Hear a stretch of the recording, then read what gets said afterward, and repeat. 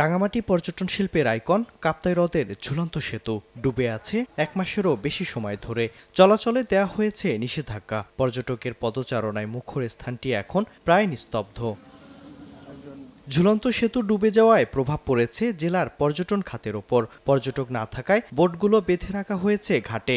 আবাসিক হোটেলে নেই তেমন বুকিং। অলস সময় কাটাচ্ছেন ব্যবসায়ীরা। 20-30টা বুট ভাড়া হইতো, এখন ডুবে যাওয়াতে এখন টুরিস্ট আসতেছে না এবং ভাড়া হচ্ছে না। ব্রিজ ডোবার কারণে আমরা একদম বেচা বিক্রি নাই, টুরিস্ট কম। আমরা খুব কষ্টে আছি এখন। এসে দেখতেছি সেটা কি ডুবানো।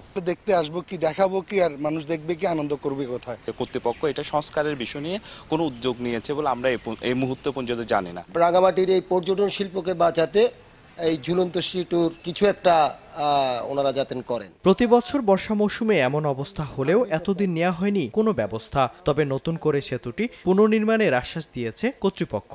মন্ত্রণালয়ের অনুমোদন নিয়ে এই ঝুলন্ত সেতুকে পুনর্নির্মাণ করা, যাতে বর্ষায় এটা ক্ষতিগ্রস্ত হতে না পারে এবং সারা বছর যাতে আমাদের টুরিস্টরা যাতে এই ঝুলন্ত সেতু উপভোগ করতে পারে। রাঙামাটি শহরের তবলছড়ি এলাকায় দুই পাহাড়কে যুক্ত করতে 1986 সালে 335 ফুটের দৈর্ঘ্যের ঝুলন্ত সেতু নির্মাণ করে পর্যটন কর্পোরেশন।